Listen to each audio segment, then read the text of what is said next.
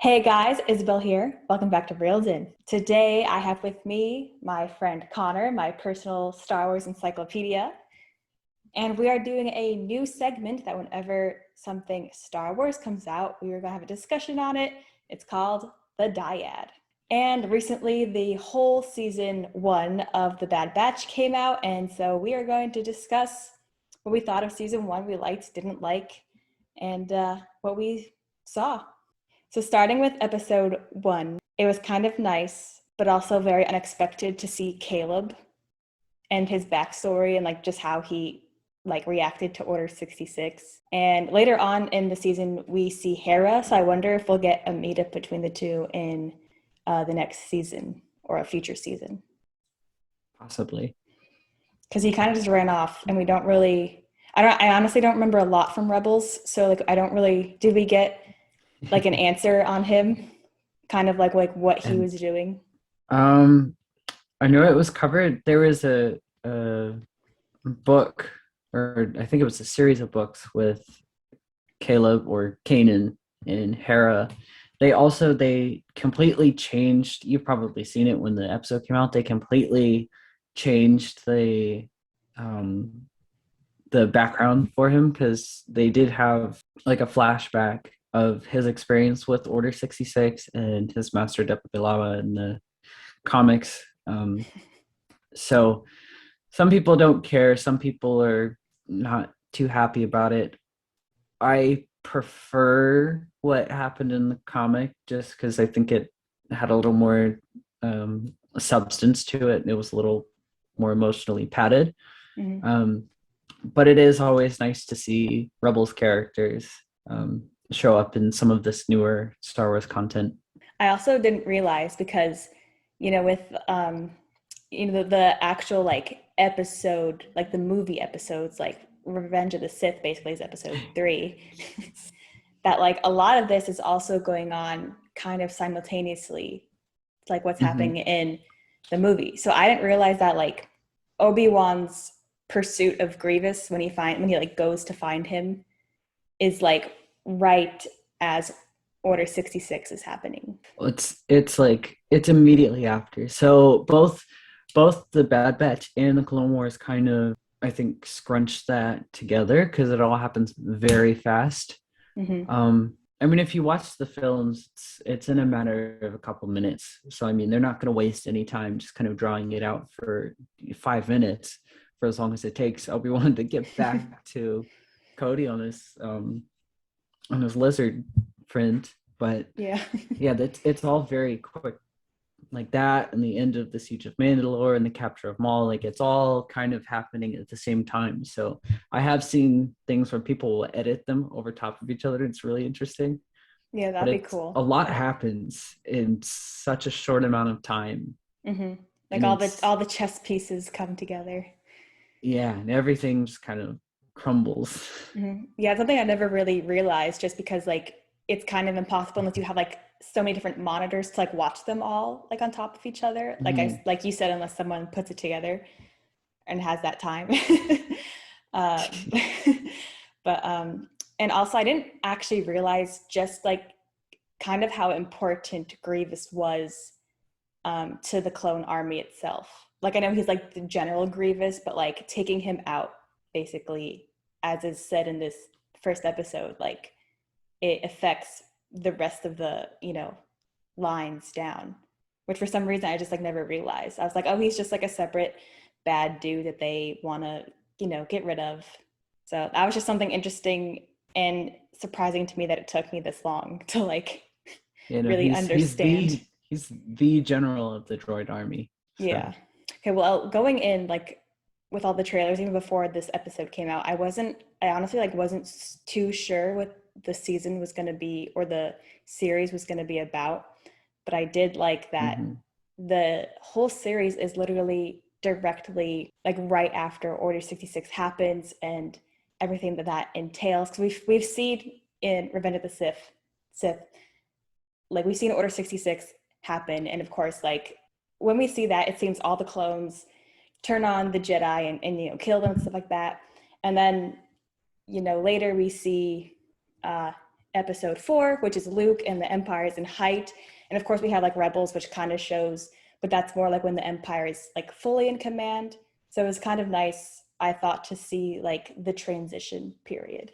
Yeah, the Bad Batch, one thing I like about the Bad Batch, just like as a series in general, is it really takes a different perspective on post Clone Wars, and the rise of the Empire. And it goes to show how ready Palpatine was to make this transition and how quickly he did it. And it just kind of, sometimes it boggles your mind because like sometimes that happens, so that like historically, things like that, they just move so quickly. And that's why the bad guys,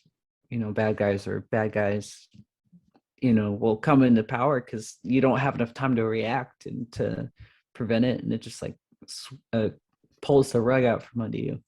That probably is one of the best like plans though in like cinematic history. Like you build an army for the supposed good guys, and then all of a sudden it's your army for the bad guys, which is cool. I liked also we got a bit more information on inhibitor chips, which I think were just kind of a very quick inhibitor chip, which I think were just very quick like throw-ins in the movies, and just like they only had one purpose, and it affected everyone from like people's understanding at first. So I know that everyone, like, it's stated that because of their enhanced abilities, the chips didn't affect them. But why did it affect Crosshair? Because he's supposed to be enhanced too. Well, it did, but it didn't. So that was something that was kind of hinted at the end of the season, was that everything was a personal choice. He received an order, and he had his own personal opinions and personal merits to it, and he followed it, even though supposedly following orders is not the conventional way of Clone Force 99. But you can kind of see a little bit of that tension if you go to watch the Bad Batch arc from the final season of Clone Wars. Is like he had that kind of like really nasty but like self-reserved behavior, but he also never looked at any of the Jedi generals that he came into contact with a whole lot of respect. I mean, it's kind of just his general demeanor towards everyone, just the way that he would look at like Anakin and having to go and rescue Echo and go with Rex. Like he was just like so put off by it. He's kind of the bad boy and the rebel of the group.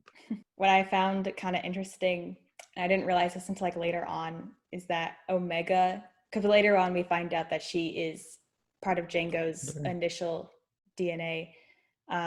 But I think in an episode in the Clone Wars, Boba Fett, he like sneaks in somewhere, I forgot where it was, but he uses the codename as Alpha, and she's named Omega. Well, it was codenamed to the Kaminoans, not to. So Omega never got a name because she was probably created after Jango Fett left. Because if you think about it, she's like 8, right? It was confirmed somewhere. Like older. Her age was confirmed somewhere, but like Hera is around 10, I think. Okay, I thought they were a bit older, maybe like 12 or something. That's what I thought originally, but it was, I don't know, stuff that I've seen. But they're like around that age. But Boba at this point is probably around like Ahsoka's age, more like 18, 19, 20-ish, going on 20 maybe. So I'm trying to think. I know in Attack of the Clones, he's pretty young. He's pretty young at the Attack of the Clones, but that's about the same age that Omega is currently. Okay. So I definitely think was created after, and not to the consent of Jango Fett, because Jango Fett only requested one unaltered clone as a son and named him Boba. And it's also kind of interesting to see the whole secrecy and the connection with Nala Se, because I think she probably kind of took a liking to that idea, but also is obsessed with science and what she does. So she probably had ulterior motives to create an Omega to the Alpha of her own liking. Yeah, she's pretty young though. I think she's like 8 or 9. That's weird. I thought she was at least maybe like 10 at the least or whatever. No. But watching, because I went back and I watched the whole series like through after I did my reactions and stuff. And like seeing Omega's initial like want to like join the Bad Batch makes a whole lot of sense now, and like made me sad a little bit because like she's probably been alone, like she like was alone, and then she had these like experimental subjects that she can kind of like look after, and then they were gone, and then she's alone again, and then they came back and she was like, oh hey you guys, let's be friends. I started thinking about it after when it was revealed that she's older than them. So that's why she knew exactly who they were and was so excited when they came back. She's like, I haven't seen you in forever. Yeah, and of course they were like, who are you? And she was like, oh, I gotta play it cool. And then I like how in this episode 1 we see the announcement of Emperor Palpatine saying that like, you know, the Galactic Empire is a thing, and like immediately you have refugees from planets, or people from planets who don't want to be like, you know, occupied. So that was Right. like the first thing that happened is like you have refugees like pretty much immediately. And I think also this series shows just how involved Tarkin was with the rise of the Empire, because I know he was involved a lot in like the originals, like episode 1 and 2, I think. Did he die in episode 1? 4? 4, yeah. Well, the first one Yes. of the originals. Yeah, Tarkin exploded on the Death Star. The first Death Star. The first of many. Obviously, it's revealed in the season that Omega is an enhanced clone, like the Batch. I still don't get what her enhancement is though, because like I can kind of see that it might be like mimicking, but then that ability seems to like kind of come and go throughout the season. Or if it's necessarily that they tried to implement something into one particular clone and they couldn't do that with either, because she kind of has a little bit of like each one of their abilities, and it's not necessarily being like a mockingbird, because I mean she does it just because she looks up to them, even though she's technically older, but there's probably a little bit of something somewhere of each of them, and I think she just mimics Hunter more because she has a closer connection with him the most, but I'm not too sure because it hasn't really been explicitly stated. Yeah, I wonder if we're gonna get more info in future seasons. I don't know how many seasons there are gonna be for this, but Well, I mean, season 2 at least, which will yeah. be interesting. Okay, so one of the biggest things that I kind of don't believe, although like after rewatching, I kind of can see like it could be a thing, is that Crosshair getting his chip taken out. Because in episode 1, like after Order 66 happens, he touches his head a lot, like he's in pain. And because he's like, especially when like his actions kind of go against like protocol. But also in the finale, he also touches his head a lot, and that's after he supposedly got his chip removed. I'm wondering if that's not just like a nervous tick. I don't know, because it when you go back, it's almost implied in episode 3 that when he's going through whatever procedure it is, Right, that yeah. that's him taking the chip out. But Well, they never said anything like that. They're just like, how's the they procedure? also never shaved that area of his head. Whereas when you go to the episode where all the rest of them are, and they shave their head. Hunter you can't see because he has this little headband, but Tech you can see it. Wrecker doesn't have hair. Wrecker doesn't. Echo doesn't. Yeah, but you can see Echo didn't. Never mind. Echo had his. No, he got his taken out there, because Rex was like, all right, 3 more to go, and it was Tech, Hunter, and Echo. Yeah, but you can see it on Tech, but also like before Crosshair got that like unknown procedure, they literally like they did another procedure prior to intensify the chip. So if you intensified it, why would you take it out right afterwards? Probably because they fried it. That's true. Yeah, I was gonna say unless him getting like incinerated basically by the engines did something to it. Yeah, because if you're thinking like physical chip, like it's very easy to fry a chip. Just take my word for it. I'm also wondering how effective, like long term, that the chips are, because there are multiple clones throughout the series that react very differently, and that was one of the things that I wanted answered, and I didn't really get a clear one on that, because I don't think it's like everything else where it's like kind of sneaky storytelling and you just got to look at the big picture sort of thing. Like I do think it needs a little bit, either an explicit answer or it just needs to be hinted at a little bit more, because it's very unclear, because some of them do, some of them don't. Mm-hmm. And the only group of clones that you could think whose chips are defective would be the Bad Batch, really. Yeah, because of their enhancements. Mm-hmm.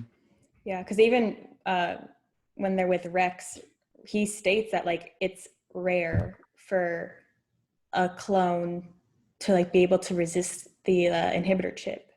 And then later on in future episode, Captain Hauser is obviously not at all affected by his chip. And then when he asks his other like people in his squad to like do what's right, basically they easily stand down, and that's like over half of the squad that did that.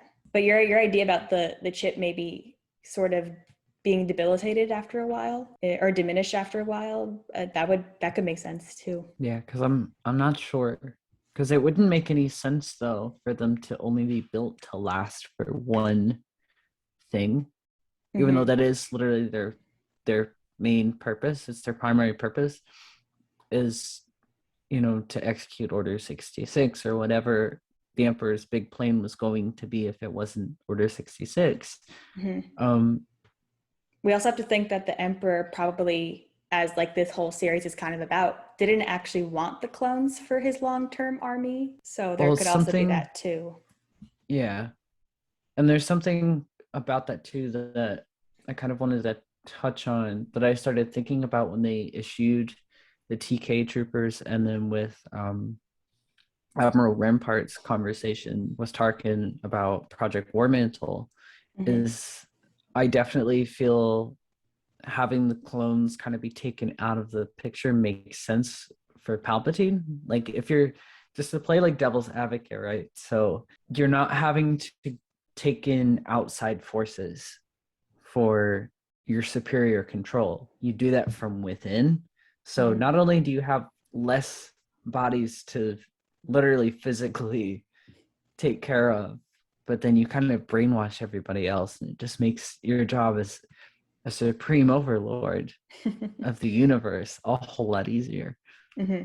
Still doesn't answer the question why the chips kind of stopped working for some people. Yeah. So I mean, that could also just be a continuity thing, but maybe we'll have an answer in season 2. I liked episode 2 a lot because it kind of established baselines for the characters. So like for Omega, I feel like it established, her as being the kind of person who sees the good in everyone and like sort of just is amazed by everything that's around her, and also being, at first pretty naive of the world and how it works. And it also did a lot to I establish. agree. Thank you. This is not one that I thought people thought were a filler. I thought this was like an okay one. Some people did. For episode 2, Yeah. they thought it was filler. No, I feel like it. Yes. Yes. I thought it did a lot Yes. character wise, People did. but it also did a lot to establish like the sibling-ish relationship between Hunter, especially, and Omega. And also, like, I feel like it also establishes that Hunter has a lot to learn because he's like the leader of the group, and he's like, I feel like the most smart with all these strategies and stuff. But it was nice to see him have to learn to be something else than just like a soldier, basically. That's what I thought this episode showed. Because Episode 2. that's where I think, well, this is kind of the one that starts to make it seem very Mandalorian like Mm-hmm. structure wise. So you have the big baddie who's really got a really soft heart and becomes the dad of the younger figure, Mm-hmm. which is more like Big Brother, obviously. The lines start to blur a little bit, but if you were to compare the two, I would definitely say that I honestly prefer the Bad Batch, although I am a little bit impartial to the animation style and the style of storytelling. And I like that the younger or the child character actually like Has does lines. stuff and isn't there just to be cute. Omega actually will drive the story and will, in most cases, will be the problem solver. Hmm. In this season, I thought Nalase was like a very interesting character, especially like when we find out she's trying to save Omega and like keep her out of Lima Sue's like hands. And I wonder Lamasu. what? Lamasu. Oh, out of Lama Sue's hands. Lamasu, And Nalase, and Tonwei are the three that you need to know. well, Tanwei's dead, so. Yeah. but R.I.P. Tonwei. but I wonder if Nalase maybe like part of the reason why she created Omega was to kind of be like an assistant or maybe to take over whatever Nalase was doing. Oh, Because I was like a like successor. yeah, because in the first episode, you know, I'm sure this is also to help not give Omega away, basically. But she's like, this is Omega, my like assistant, like scientific assistant, basically. Mm-hmm. So that could also be something. Well, that's kind of one of the things that I sort of meant with the whole ulterior motive to having sentiment, which is something that the Kaminoans aren't known to have. Mm-hmm. So I mean, there was a little bit of a double entendre, I feel, with Nalase creating Omega, not only to have the closest thing to a child, but again because she is just in love with science and everything that she does, Mm-hmm. that she kind of needed to have a second hand, but also wanted to have a second hand, and she grew attached and passed the torch on. You Mm-hmm. know, But it was also like she also had to have permission from Lamasu. It could have been like a double thing where like she proposed it for this reason to yeah, have more, DNA to make more clones, but it was actually like she actually really wanted it for this other reason. yeah.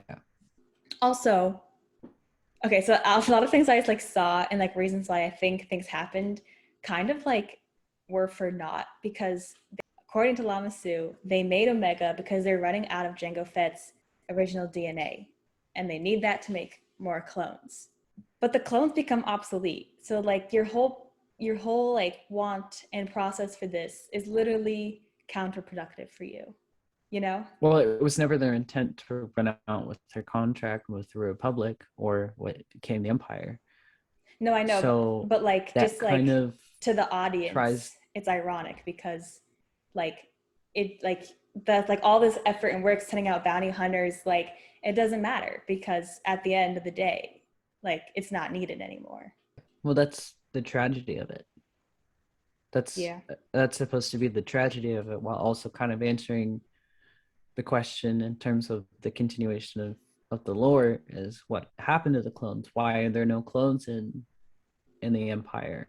And I know in the last couple episodes, like most of them got transported somewhere off world. So I hope in season 2 we kind of see because I'm sure we can infer that like they probably were sent to like be executed or like just be slaves or something. But I would actually like to see like what really like where they got sent to and like what they were doing with them. I feel like the Kaminoan clones, I'll call them that, just the ones who were stationed on Camino, were also Mm-hmm. probably, you can infer or imply that they are younger generations. Mm-hmm. So I like that idea, but don't forget that you still have every Republic occupied planet and system now. Empire also still has clones. So I mean, it's probably just those ones specifically. So Mm-hmm. I don't think it's execution. I think it's definitely either top-notch security or it's experimentation. Mm-hmm. Yeah. I also liked in this episode that because I think like in most episodes it shows like each step the empire took to like actually gain full control. Last one was like it created refugees basically for people who didn't want to be occupied. In this episode, they impounded all modes of transportation and forced chain codes on all citizens, and as well as like new currency and just like basically taking away of citizens' free will on all planets. Which is kind of cool because we always hear about chain codes and like the later, Star Wars stuff. So it's kind of interesting to see how it all came to happen. So I feel like episode 3 we got a lot more, well, not a lot more, but we did get more details on inhibitor chips and how even in defective clones, if you hit your head enough times, it can become activated. something. Yeah. Okay, well, actually, Crosshair's procedure to maybe not take out his chip was actually before he got fried. Because the engine scene, that episode happens later. So if he got his inhibitor chip taken out right now, timeline wise, like he went after the batch on his own volition and not with the inhibitor chip. Also, they did not wait to stop or to start not using the clones. Like they immediately brought recruits in like episode 3. Yeah. Well, that's what I'm saying. It's so interesting to see how fast everything moved. I think even Hunter said it himself. Things are moving a lot faster than I thought. Because I feel like this one was still important because it shows Omega's bravery. For this episode, showed the ruthlessness of the Empire as well as Crosshair himself, and also just like his. And you're saying like this kind of is who he is, but like his obsessiveness kind of to follow orders. Yeah, I also think him kind of, I guess what the audience would classify him as being a little bit delusional, especially as him being a clone and like what the Empire will do for him. Like even when they destroy Camino, like Hunter even says like they left you here. They literally left you here to drown, to die. And then he still like defends them, and I'm just like, bruh, nah.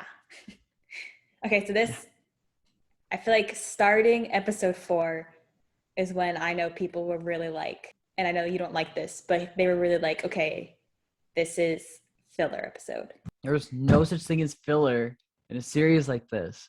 First of all, everything was connected in one way or another, but it's 16 episodes in a season. Like, so here's my kind of room temperature take on filler in the Bad Batch. Okay, so the Bad Batch is kind of an extension of the Clone Wars. It's like a DLC of the Clone Wars, right?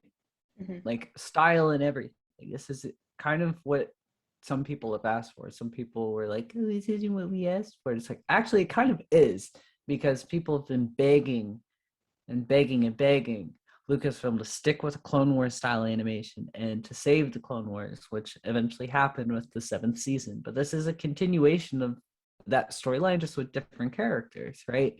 If you really want to argue filler, more than half of the series through the span of 7 seasons is filler. You can call it filler, or you can just call it being an episode in a series. Just call it world building like it is. That's exactly what it is, at least to me, someone who can appreciate that kind of stuff. Like episode 3 and the Ordo Moon Dragon, and I thought there was a lot of character development, like you said. I agree with you on episode 2.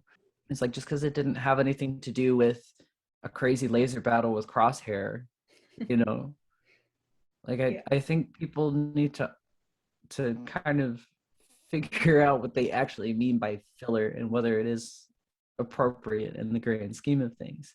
Because even if they have just a little bit of something that, you know, will connect to a later episode in the season, or that will connect to the plot. Wanted to say, I don't think there was any filler at all. I think it's either world building and it's just entertaining, because that's exactly what this is meant to be, or it's alluding to something that will show up later in the series. I will say that like watching it all through and not watching it like week by week as it came out, it definitely like, because like I feel like people associate like, oh, this episode was like really fast paced, and then like they wait 7 days, and then a week later it's like kind of a little bit slow paced, so they're like, oh, doesn't make sense, filler, whatever. But like I just watched it literally like almost all the way through. Like I took like a day break, you know, to sleep. And like it was like I felt a lot less like it actually had so many filler episodes like I think people thought. You can't have steak and potatoes every night, Jack. You get sick. You would get sick. It does not work. It does not work. I don't. So I think people are disassociating filler with a dad, with a Bad Batch of episodes. See what you did there? No. like there are elements of certain ones that for some people are defective. And I like the world building, and that's where I think like Dave Filoni does a tremendous job. Is he knows the lore in and out, legends and canon and all. Mm-hmm. So aside from the fact that of course he's creating it, but that helps him, I think, create that, and he can go into depth and throw in these little references and really build the galaxy. So for 4, I didn't have too many notes, just that like we get to see Finnick, my girl Mingna, which I was excited for. And of course, to us seeing it for the first time, it poses the question of like, why is Omega so important? And who wants her back, basically, or who wants her, basically, before we find out it's the Kaminoans. And it also shows Omega's cleverness. Like in these filler episodes, I feel like it's a lot of, or these dud episodes, as you're calling them. Like I feel like this one really showed Omega's cleverness, basically, to, you know, stay alive. Oh yeah, and then episode 5 is the Moochie episode where Omega gets the laser bow. Also, Moochie is the Rancor that Luke kills in Return of the Jedi, which was kind of like disturbing to see, like the baby version of that, because we know that Rancor gets killed. Yeah. I think it also probably shows like just how powerful Rancors are supposed to be, and therefore it shows just how powerful Luke is in being able to like defeat one. Because that little thing, the adolescent Rancor, like demolished basically like all the people trying to stop it. Also, the guild is mentioned in this episode, which I think can connect to, you know, the Mandalorian series. Mm-hmm. Is the guild a thing that's like been around for a very long time? Okay. Because she was like, yeah, the guild. And I was like, Sid was like, the guild. And I was like, what? The Bounty Hunters Guild was a thing. It just hadn't, I don't think, been like named. Because in order to have such a slew of bounty hunters, like there has to be some kind of structure somewhere. Right.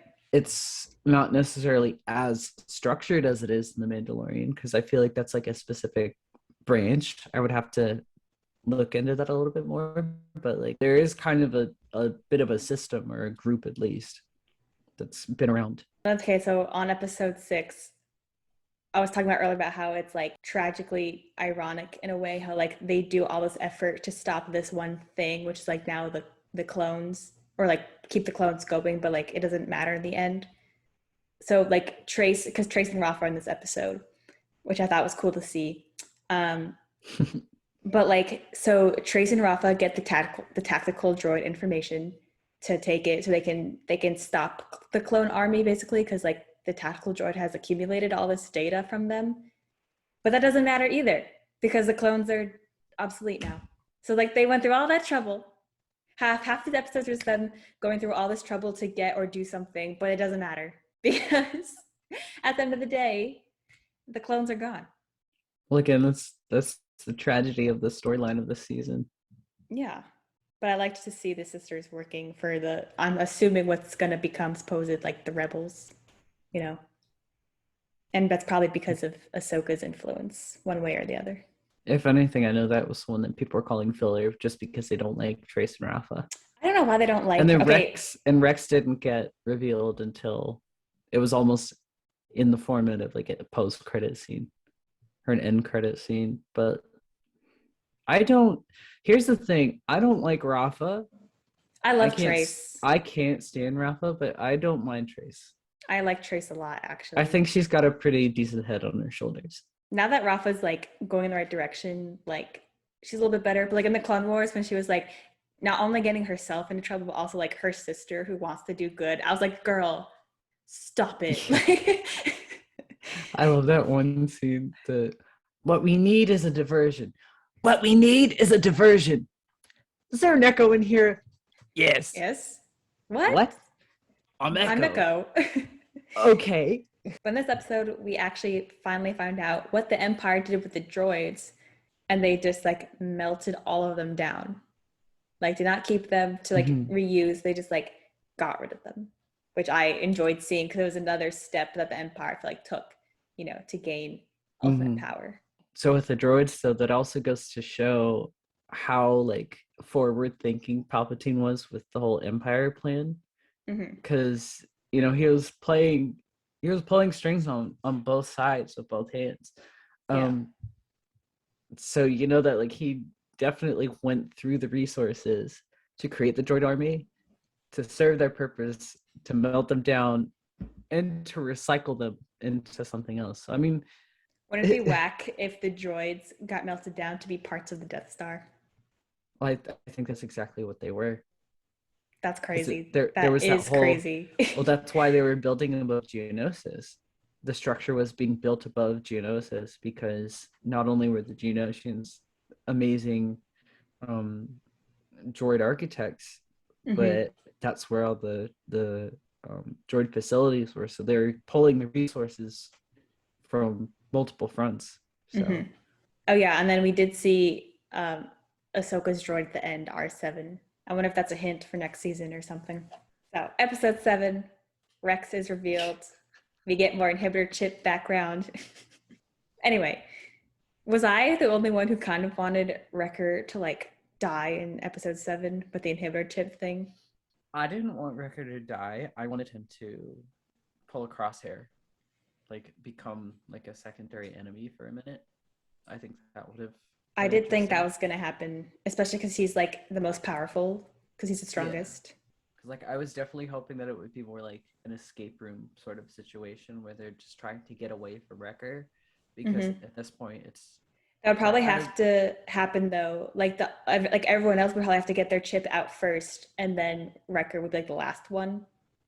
yeah, Um, because like, what's the point of going there to escape if you like didn't even go there to do what you had to do? You know?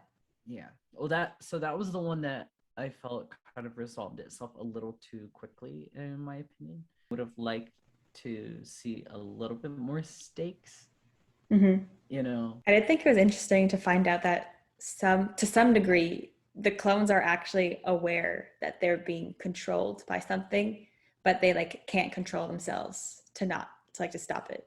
Because in Wrecker, he's like, I tried, but I couldn't, and it's like, oh, like, because like in Revenge of the Sith, it's kind of like you assume basically from like your knowledge you have, the limited knowledge you have, is that like it just turns them kind of evil, and Mm-hmm. it just wipes their brain completely. But like now we find out that they actually just on some level know what they're doing. They just can't stop it. And I don't know how I feel about that. Well, it's pretty sad, especially because as we see in the Clone Wars, like these clones and these, generals and captains, well, not that they're not, but these captains, like they Commanders, had, captains. yeah, like they had really good relationships with a lot of the Jedi and stuff like that. So and to have to like turn on them and kill like their commanding officer who they've gotten to know like personally, Yeah. it's kind of sad. I think it also goes to show, like in certain cases, how strong-willed some of them are. In terms of clones, for the sake of being clones and being soldiers, you could view as a defect. But like Rex, who broke down in tears when he was, fighting the urge to shoot Ahsoka. Mm-hmm. It's a tricky road for me because on the one hand, it does fit with the continuity of the Clone Wars series and like giving them individual personalities and very special relationships with their Jedi generals and Mm-hmm. with each other. But on the other hand, you do have the expectation that you see in episode 3, especially, where they just kind of, it's cut and dry and they just do what they're instructed to do. So in episode 8, pretty action packed, you know. Yeah. Yeah. But I'd say the biggest thing was kind of at the very end, we find out that Lama Su hired Bane to take Omega. And it kind of raises the question on why they wanted to hide Omega from the Empire. Lama Su hired Bane to bring her back, basically. But like in one of the earlier episodes, they were like don't tell Tarkin or whoever or Rampart, like, let's keep the Omega situation between us. Well, because oh, I get what you mean. So like, why would you not? So Like, why would so you want that to was hide it? because they wanted to continue creating clones.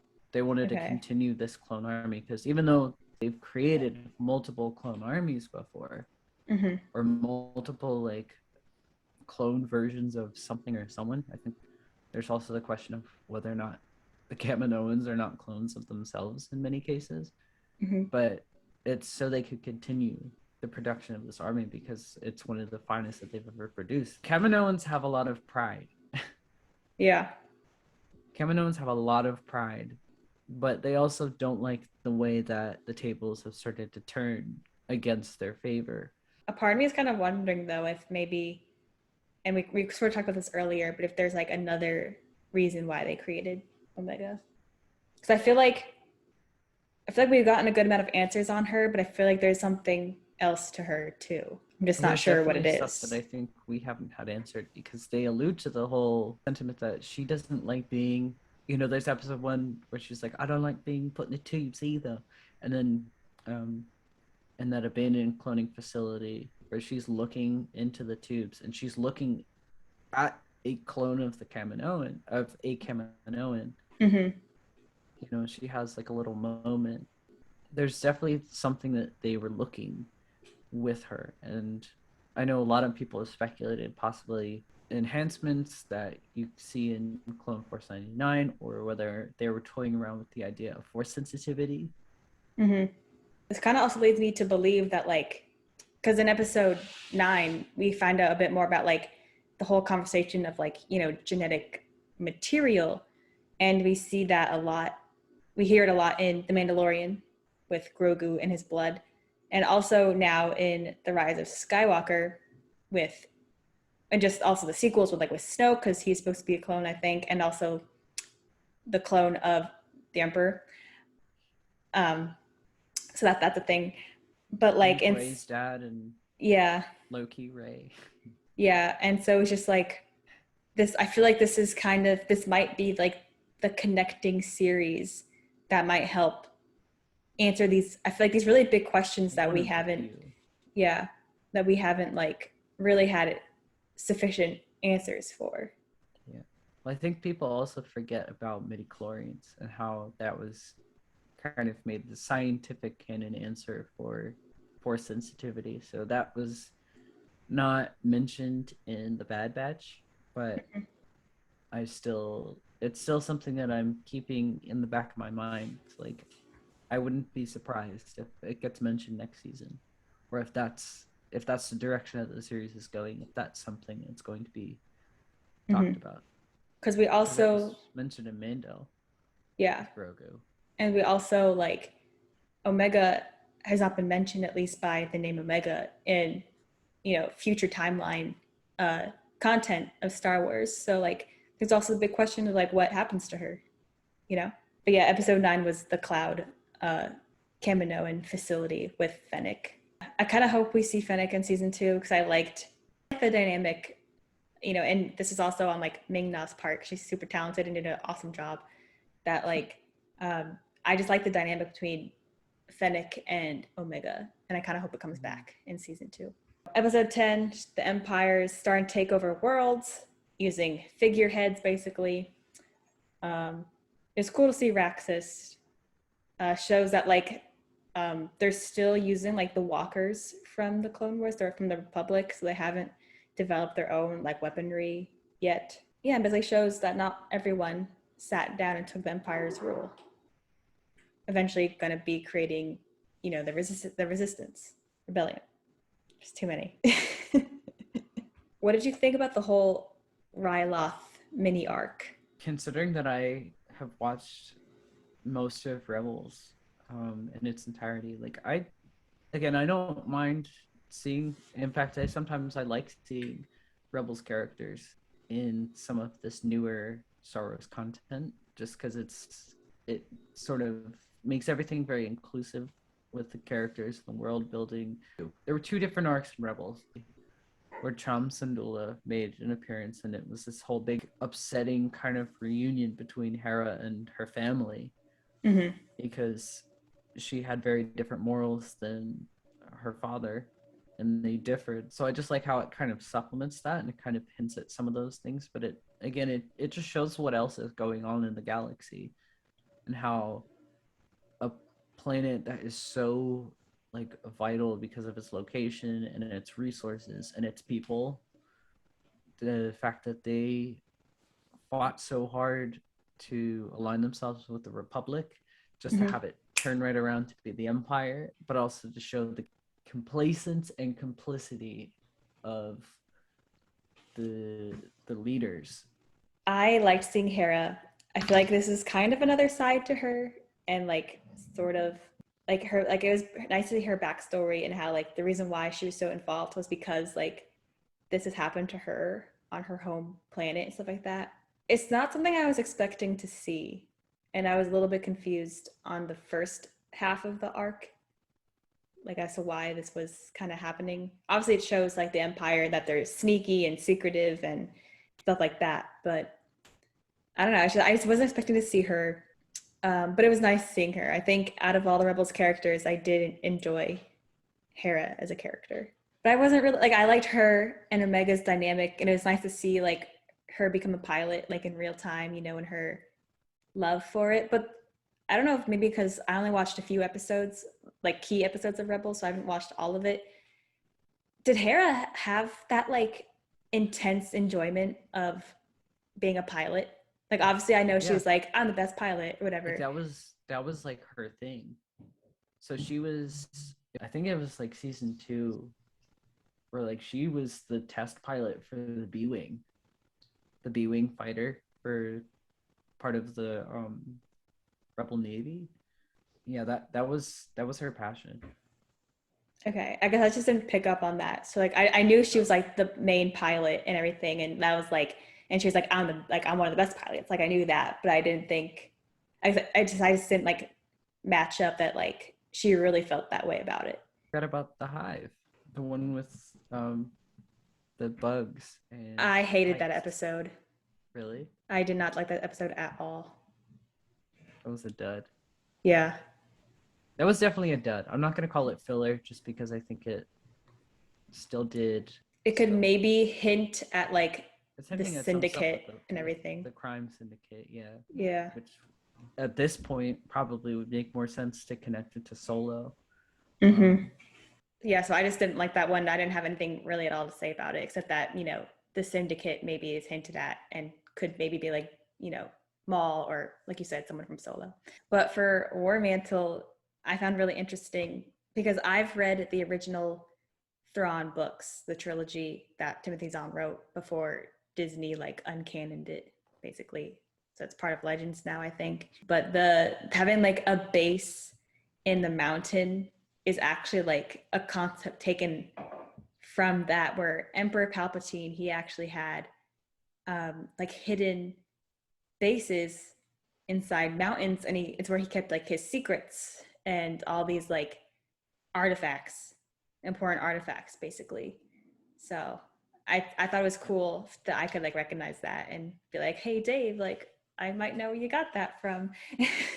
That's what I'm saying. He's really good at kind of taking the source material that is still very much there. You can very much take from. Mm-hmm. We also kind of see what the Empire might actually have also done with the clones, because Gregor was the trainer to the new recruits. Mhm.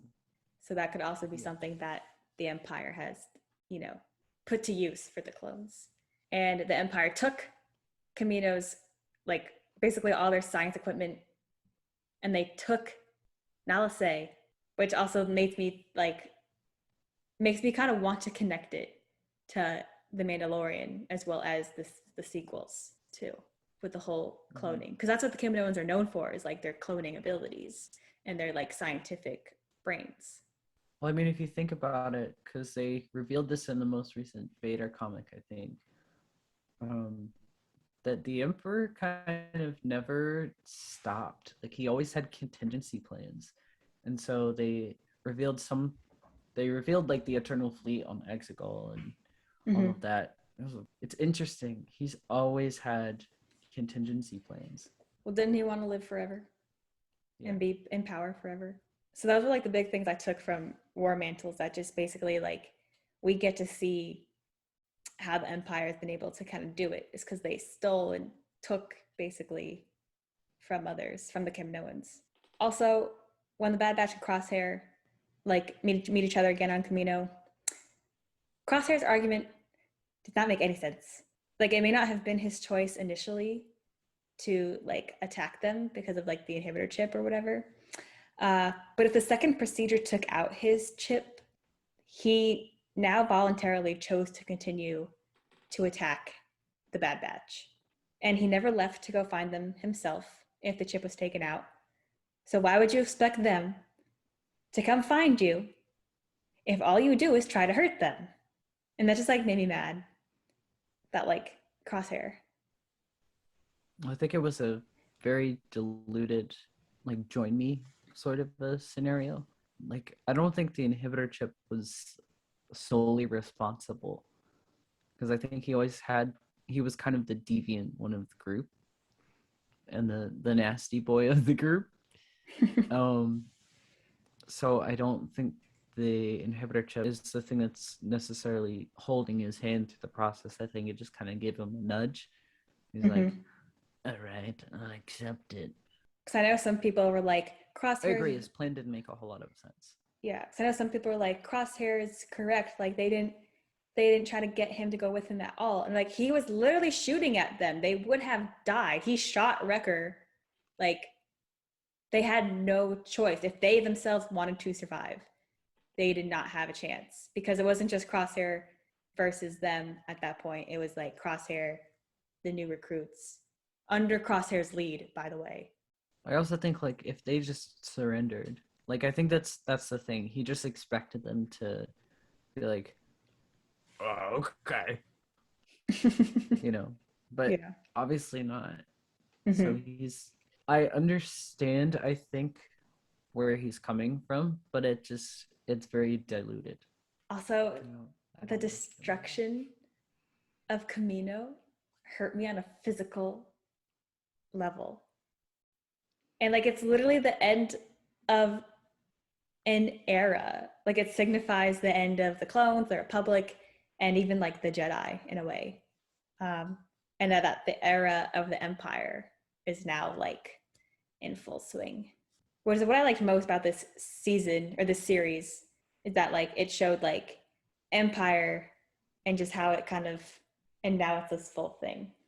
Yeah, you definitely can tell in the music too. So I mean, I just want to say hats off to the Carner brothers for composition, because if you listen to the second part of the finale, it was Camino Lost, right? Yeah. Whatever episode 16 is, like, you hear the clone theme just like come and go. What did you think of the second, like episode 16, the second part of the finale?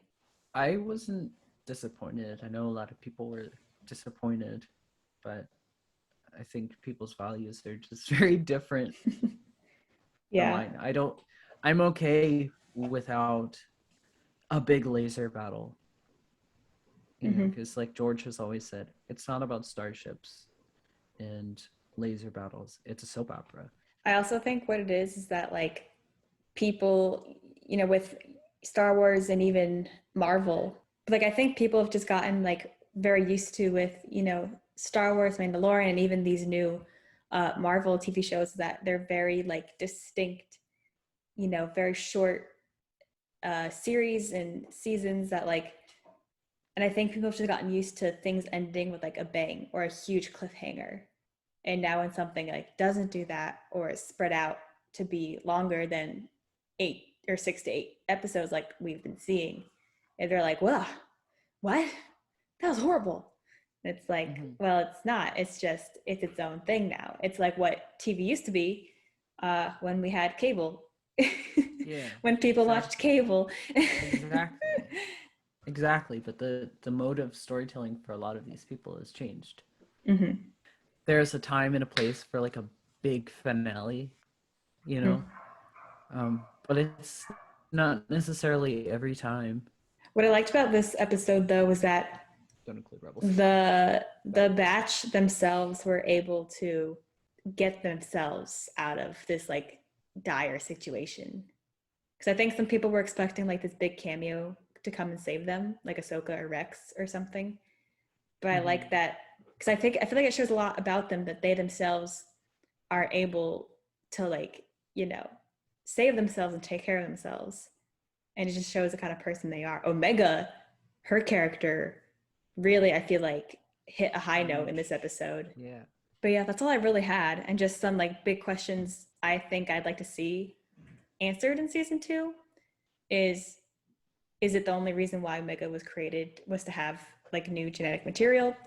Oh, and I would love to know more about Nala Se, and I hope we get to see what she's doing in season 2, and even her past relationship with Omega, maybe in like some flashbacks or something.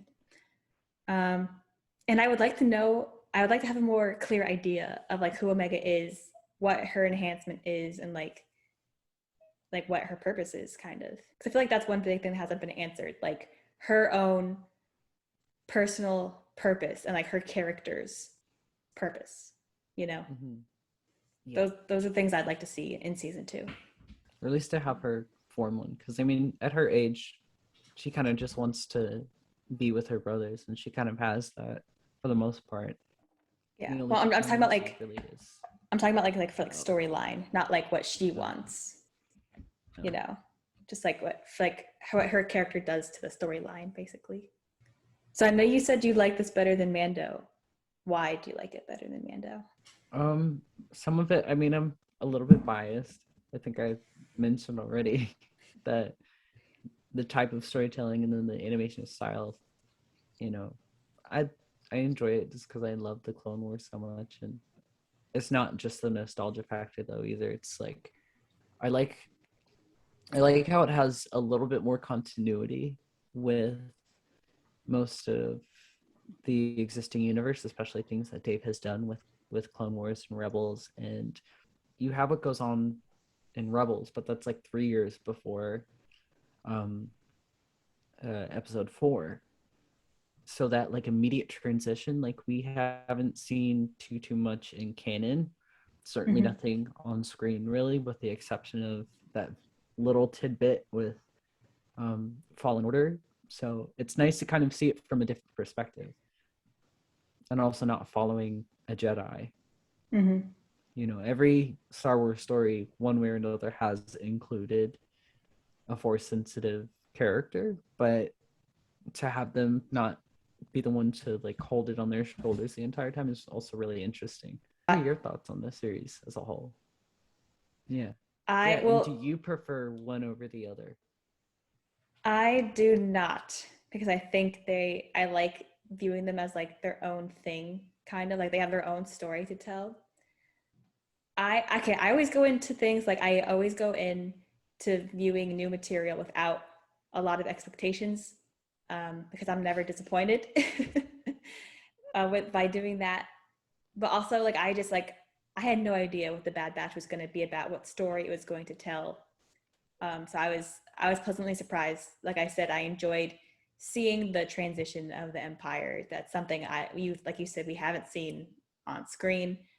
So I thought it was cool to see it. And like you said, having the storyline be from basically a part of the group that is being slowly, I'm trying to think of the right word, slowly like cut out of the picture, kind of. So also, I think we're going to go into season 2 with a lot of interesting characters. You know, Nala Se, as much as I don't like Crosshair, I think he will be an interesting character, just because I feel like he has a lot of internal struggles he's going to have to deal with. But yeah, each character has their own merits, and I like that, because sometimes if you have too many characters, they can kind of get lost in each other. Well, guys, that has been the discussion from us, the Dyad. Thank you guys for listening. Leave a like on the video. Let me know in your comments what you thought about the Bad Batch. What is your opinion on filler episodes? And what do you want to see from season 2 of the Bad Batch? And be sure to subscribe to the channel, hit the notification bell so you know when I upload. Thank you guys so much for watching, and I'll see you guys next time.